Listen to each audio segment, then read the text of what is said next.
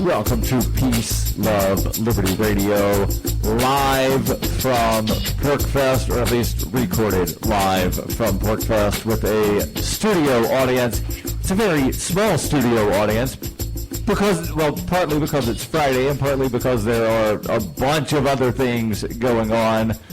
And, well, that seems to have been what happened to my original guest, or at least the ones that I thought I was going to have on, one of whom did not actually confirm, said I will try to make it, but I didn't really expect her to show up.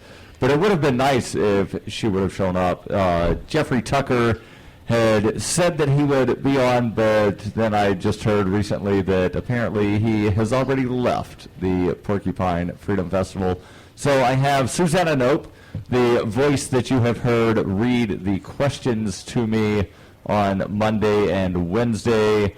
And, well, since it's PorcFest, I figure we should at least talk about what's going on at PorcFest. And, Suzanna, this is your third PorcFest? Yes, it is, Darryl. It's my third. And compared to the first two, what do you think? Well, actually, I'm having a really good time, even though I haven't gone to very many of the events, because I've made so many good friends over the past couple of years that I've just been spending most of my time hanging out with my friends, and it's just been a really great time.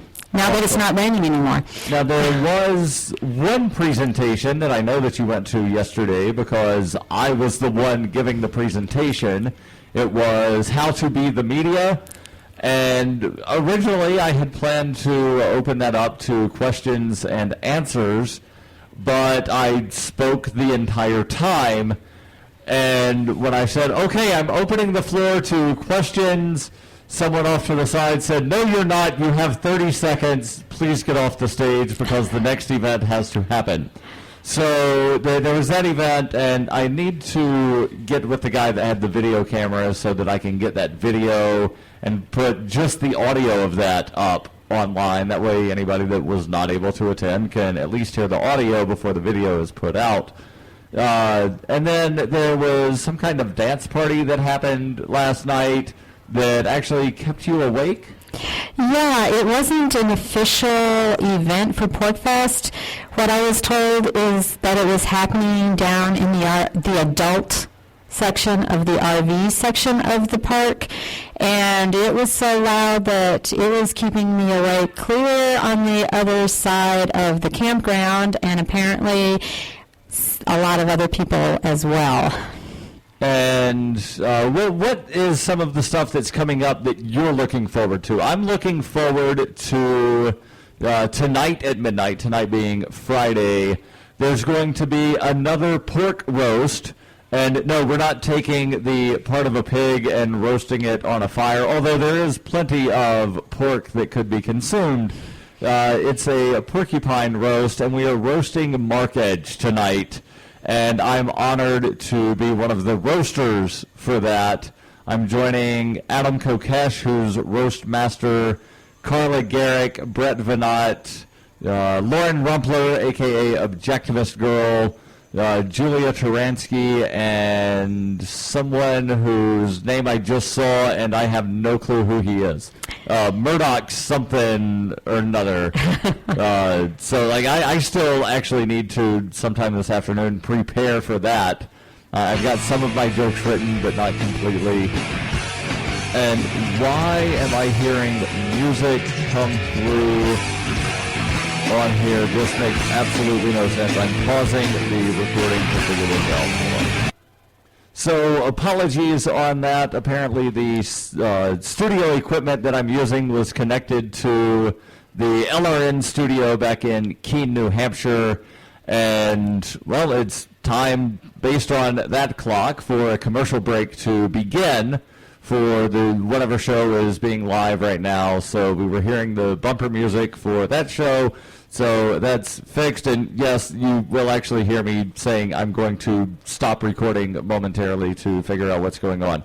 So I did not edit anything other than just me figuring out what was going on and then started the recording again. So there's going to be a celebrity roast of Mark Edge, and Mark, of course, one of the hosts of Free Talk Live. will be roasting him. It's the first roast in a couple of years. I don't think they had one last year. The first two, it was a roast of Stefan Molyneux and then a roast of Chris Lawless. Chris Lawless, also known as Ron Paul's big freaking giant. And he's not as big as he used to be. Like, he still is tall, but he's a much smaller man. And I did not recognize him when I saw him yesterday at the One Pot Cook-Off. And that's actually something that you were one of the judges on. So yes, I was. Tell me your thoughts about that One Pot Cook-Off. Well, it's in its 9th year. Well, my first 2 years at PorcFest, last year and the year before, I actually competed in the One Pot Cook-Off. This year, I decided it would be nice to try it as a judge, so I had a different experience. And it's a lot easier to be a judge than a cook. There's not as much pressure, not as much work, and I get to taste all the different things. There was a lot of good stuff to eat last night. And of all of the things that you tasted, be honest, you will not hurt my feelings at all. Of all of the things that you tasted, what was your favorite? I think it was probably a toss-up between your scallops and, what was her name, Pam Ian? Pam Ian, who made the seafood bisque. Yes. Yeah, that was my favorite, and she actually won. Yes, she did. I am a little disappointed that I did not finish first, second, or third. From the feedback that I received, I had several people tell me, like, you're definitely top 5. But, I guess scallops aren't for everyone, and I know that not all of the judges came by to me because they gave me a certain number of cups, and I'm counting the cups, and I'm like, all right, so I should have about 30 more people. But it's time for me to go to the little picnic area for the Chef's Choice. And I just had enough to where I was able to put out samples for the Chef's Choice. So, the way they calculate the score is, obviously whoever has the most. I don't know if it's weighted at all, so if, only 80% of the judges come by to taste your stuff, then that's calculated somehow to, figure out the same percentage or same number if everybody came to you. That would be a good question for Edie, how they figure, because judges are instructed to give a 0 if the cook does not have food left when they go.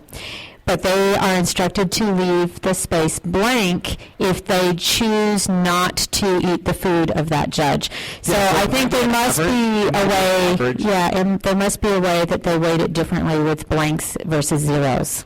But I don't know. That would be a question for Edie. And then during the ceremony where they announced the winners, someone was laying in the grass, appeared to be asleep. And so I snapped a couple of photos of this person that I thought was asleep, and somebody came over and they're making funny faces, and I'm taking pictures. And then a few minutes later, they came over and they told me, they said, yeah, don't publish those pictures. He wasn't asleep. He actually got sick and had passed out for a few minutes. That's pretty severe. So I'm withholding the names to protect the innocent in this case, but I thought it was funny. When we come back, we will have Jordan Page on for segment 2, and of course, your questions in segment 3 for the rapid fire Ask Me Anything.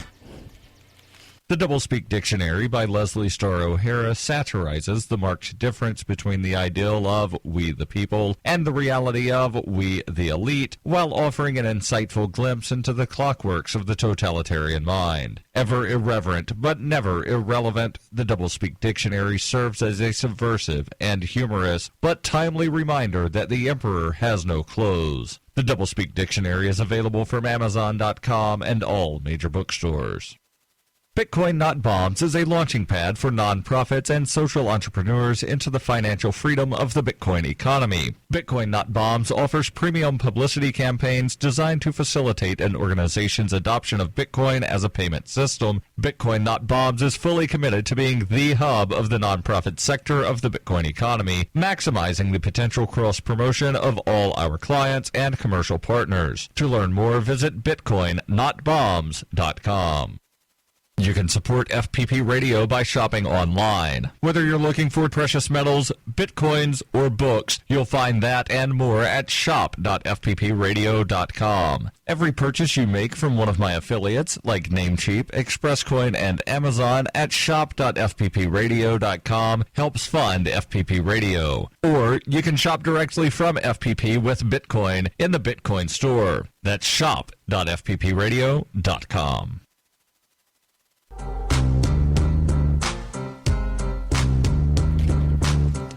Welcome back to Peace, Love, Liberty Radio.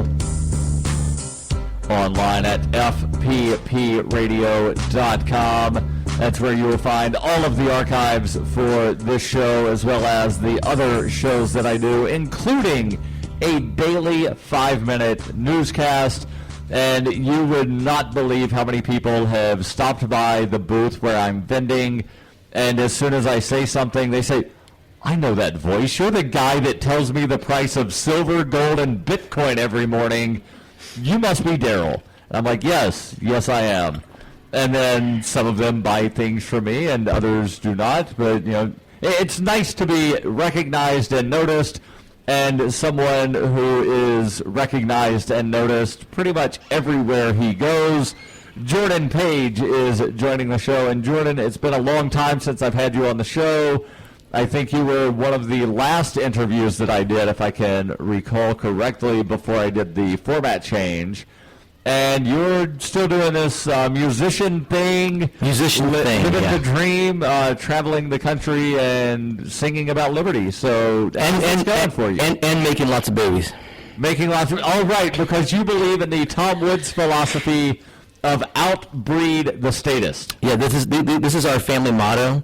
The same way in like Game of Thrones, like all the families have like words they say, like winter is coming. Yeah, ours is outbreed the statists. Valar Morghulis, yeah. Yeah. Ours is outbreed the statists is our family motto. So how's that going for you? You're up to about 19 and counting? 19, yeah, 19. No, number 6 is on the way. Number 6 is on the way, okay. And we're, homeschooling, unschooling, just raising some freedom-loving, critical thinking voluntarists, and it's the greatest thing I've ever done. To advance the cause of freedom, making these children is the greatest thing I could ever do. Oh, it's definitely one of the more fun things you could do as a form of activism. Oh yeah, it's a lot of work, but it's totally worth it, and they're all just awesome. And I'm touring all over the country, supporting my family and supporting the cause, and just trying to continue to wake people up.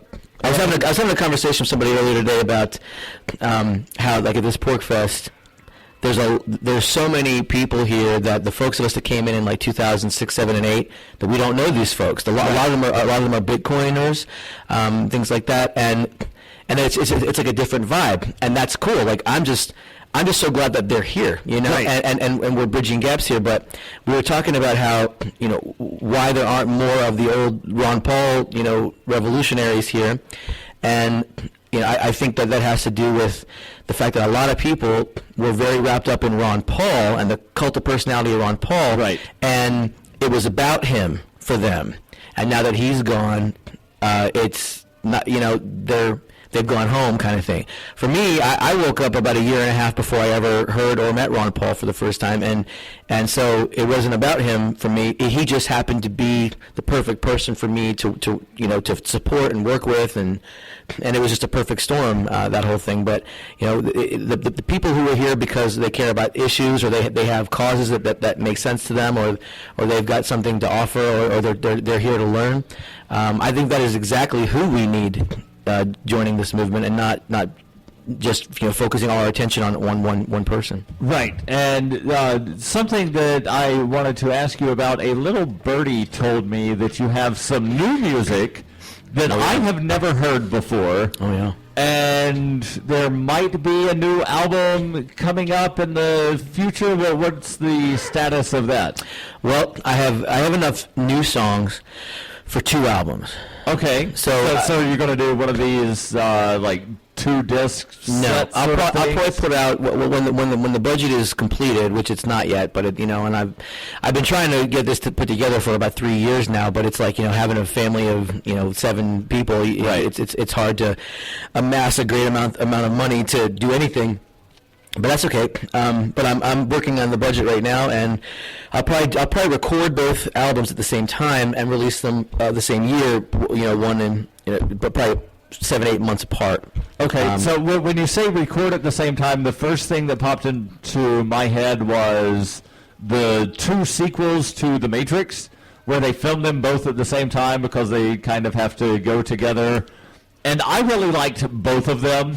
And I can sit down and watch all 3 Matrix movies in a row as like a marathon sort of thing, and I love it. But a lot of people didn't like the second one, and they really hated the third one. I like the second one, but the third one I just thought completely crapped the bed. Yeah, so hopefully the 2 albums that you're recording at the same time will not go. We won't be going down that route. road. No, the first album is going to be pretty heavy, and it's going to be. I got about 17 songs for that one. It's going to be a big album, and it's going to be pretty rocking and pretty hard hitting imagery and subject matter. I'm doing some crossover songs with some of our friends in hip hop. In the Liberty movement. Okay, so Pedro Monsanto is going to be on the record, and Tatiana Moroz, possibly Frank Castle is going to be on there. Never heard of him. He's from Heist Click. They're a hip hop band out of New York, and they were big in the movement, and they're revolutionary type hip hop, and they're buddies of mine. They're going to be on we're doing a couple of songs together, and I'm just going to I'm branching out in many ways, and I'm pulling no punches for sure. The second album is going to be a little lighter, a little no less meaning, but not as overtly like kicking you in the face with politics kind of stuff. So more like the original, like Listen and Pendulum.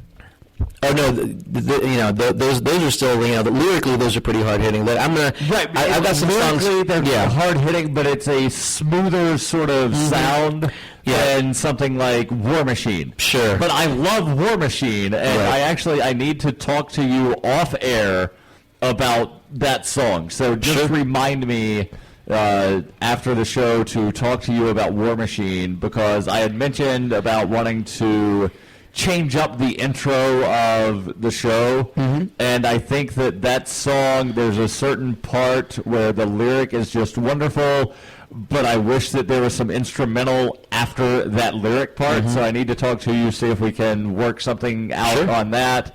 Because, I would love to have, like Liberty music that I'm allowed to use instead of just, taking it and saying, screw IP! Like, I want permission to use it. That way SoundCloud doesn't kick my stuff off, because, that's one of the ways that the podcast gets out there, is it's hosted on SoundCloud and shared all over everywhere. And if I've got permission to use, 15 seconds of a song, then, I'll have permission to use it. And then hopefully SoundCloud doesn't say screw you. We definitely need to talk about that. So when you say hard hitting, you're talking lyrically, not stylistically. In both ways. There's a lot of hard rock on this next one. Just Liberty was kind of a hard rock album to a degree. About half of it was, and the other half was a mixed bag of southern rock and folk, and there's even a bluegrass song on there too. So it's kind of like a mixture of a lot of stuff. This is going to be a little less countrified, and there's going to be, like I said, some crossover rock hip hop stuff. There's going to be a lot of hard hitting stuff, and some a couple of acoustic ballad type songs too. So we've got about 45 seconds left in the segment here. I just want to ask you, what's the largest venue you've ever played? There were 2. The University of Cincinnati in Cincinnati, Ohio. I played for about 11,500 people there, and the Sundome in University of Florida at the Ron Paul Fight for the Future rally. That was about 13,000. Nice. So hopefully there are bigger and better things in store for Jordan Page and Liberty music in general. And when we come back, we'll have that rapid fire Ask Me Anything. When her plush and comfy life suddenly and unexpectedly fell apart, Brooke and her dog Cloud set out to defy the odds. If this is a man's world, as they say, living on the streets is no place for a young woman. One day she awoke in the redwood forest and realized she had become a hobo, and would ultimately come to know exactly what it means to survive. How to Be a Hobo by Brooke Willett is available from Amazon.com and all major bookstores. Hey, this is Michael Dean from the Freedom Fiends radio show. I've been working with computer programmer Derek Slopey to create Fiend Phone. I'm using Fiend Phone right now to talk with and record one of my co-hosts in real time. Take it, Davi. Hey, this is Davi Barker, and I'm 1,000 miles away from Michael, but we sound like we're in the same room.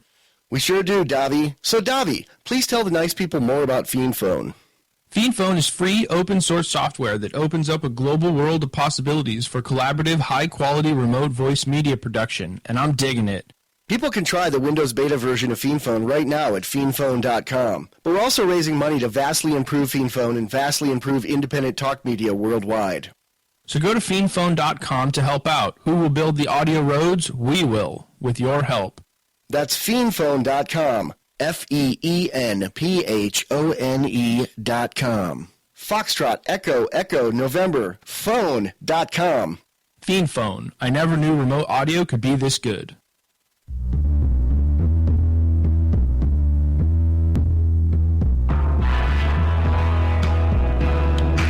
Welcome back to Peace, Love, Liberty Radio. This is the final segment of the live edition, or recorded live in front of a dwindling live studio audience. Much better than in front of a dead studio audience, because that would just mean like I'm in a cemetery or a funeral home, and that would be kind of weird. But this is PorcFest 12. Yes, I know it's 2015, but the first one wasn't in 01, so chronologically it's the 12th one in the year 2015. So PorcFest XII is the way they've been writing that out. And we've got how many questions for the Ask Me Anything today? 6. 6 questions. All right, so begin. Okay, on my way up to the studio, I had someone give me a question for you. What do you think of My Little Pony? I don't. That's the very simple. I don't really have any thoughts on My Little Pony. I think that bronies are kind of strange, but My Little Pony itself, I don't really care about, don't think about, whatever. Okay, next question. Explain how Jesus' teachings are anarchist. Ooh, that's a very good question, and from someone that should probably buy the book, The Anarcho-Teachings of Yeshua, where I go over some of his teachings, Yeshua being the Aramaic name for who most people call Jesus. And I say most people because, there are some people that will call him Yeshua, or some other variant thereof, or some other translation or transliteration. So in some of his teaching, and not all of them, because the render unto Caesar what is Caesar's, and unto God what is God's, I look at that differently than how most people look at it. Most people look at it and say, this is Jesus saying you should pay taxes. And I look at it saying, no, this is Jesus saying that if you use the king's money, then give the king what the king claims. If you're not using the king's money, then the king cannot claim ownership of something that the king does not own. So, for instance, if I produce something myself and put my stamp on it and say, these are Darryl dollars, then, I don't have to render that to Caesar because it never was Caesar's to begin with. So that's a slight twist on how you're taught that, Jesus is saying you should pay taxes. Well, no, that's not actually what he said. And then there's also the golden rule and the new commandment that is basically the non-aggression principle. The golden rule being do unto others as you would have them do unto you. And the new commandment is to love everyone as I have loved you. That's how the Father shall know that you are my follower, is because you love everyone. So that's basically the non-aggression principle of don't mess with other people, and if you do, expect them to mess with you back. So, basically don't F with anybody. Next question, please. The next question is, what was Willis talking about? What you talking about, Willis? You know, that's a very good question, and I would rank that right up there with "Where's the beef?" as some of the best rhetorical questions of all times. And before next question, I'll just say, kiss my grits. Next question, boxers or briefs?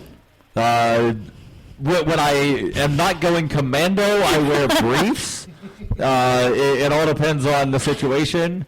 I will not say right now whether or not I will be going commando or not during the roast of Mark Edge, but I do have a surprise in store. Okay. I look forward to finding out what that is. Why? Next question is, why do you stand against polygamy? I'm not. Wait a minute. I read it wrong. Polyamory. Okay, so polyamory, and people have heard me rant about polyamory. The actual practice of having multiple partners, I'm perfectly okay with. What I have a problem with is the word itself, because poly comes from Greek, and amory comes from Latin. You should not mix Greek and Latin. That's just wrong. So the word itself is what I have a problem with. I have absolutely no problem at all with, like these weird dodecahedron relationships. And dodecahedron, that's something with like a whole bunch of sides. I think it's like a 12-sided object that's connected 12 times. Like it's just a really big, huge, giant thing. But remember, and I'm specifically killing time before we get to the next question, but remember the Ricky Lake show? Mm-hmm. Where it was kind of like Jerry Springer, to where people would go on and be like, I've been cheating on you. And then the other person's like, well, I've been cheating on you. And I saw an episode where they had like 10 or 11 people up on stage. And at the end, you found out that everybody was cheating on like the person to their right with the person to their left. And the final person to come out on stage is like, well, I've been cheating on you with the first person over there. So like they were all fooling around together, but nobody knew about it. It wasn't open.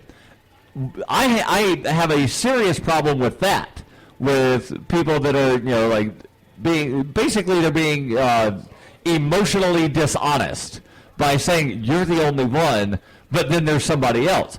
At least with multi-amory, the people are being honest and saying, you know what, you're one of 3, or you're one of 2, or you're one of 5, however many. People are being honest, and if you're emotionally mature enough to do that, or I don't even think emotionally mature is the right word, because that makes it sound like if you're not poly, then you're not mature. But like if your emotions work properly for that, or the right way to do that, then go for it. I have absolutely no problem with multi-amory or polyphilia, but the word polyamory is a huge pet peeve of mine, and as Mark Edge says, I have enough pet peeves to open a peeve petting farm. Final question. Final question is, what is your view/opinion of Bernie Sanders in the 2016 election? Bernie Sanders is the independent senator from the state to the left of us here in New Hampshire. And yes, I keep saying to the left of us, even though like I don't buy into the whole left-right paradigm. But if you're looking at the map, Vermont is to the left, also known as to the west. I think that I will say one thing. He's more honest than Rand Paul. I don't agree with Bernie Sanders on more than maybe like 3 issues, but at least he's more honest and not wishy-washy and jumping back and forth and telling one group of people one thing and another group of people something else. At least he admits that he's a socialist. And I'm not trying to say that Rand Paul is a socialist. What I'm trying to say is that the Rand Paul supporters say Rand Paul's a libertarian, while Rand Paul simultaneously says, I am not a libertarian. The media thought that they could hang that word around my neck like an albatross. I am not a libertarian. I'm a liberty Republican. So at least Bernie Sanders is like, yeah, I'm a socialist. I think we need socialism. So you know what he stands for, and then you can decide that you don't like it. With Rand Paul, you've got this thing to where he does a filibuster and says, I do not believe that any American should be killed with a drone without having first been charged with a crime and convicted of a crime. 3 weeks later says, if somebody walks out of a liquor store with a handgun and $50, I don't care if a drone kills him or a policeman kills him. What happened to a trial, Rand? So Bernie Sanders is honest, Rand Paul's not, and I would say I'm just as honest as Bernie Sanders, but for liberty. This has been Peace, Love, Liberty Radio.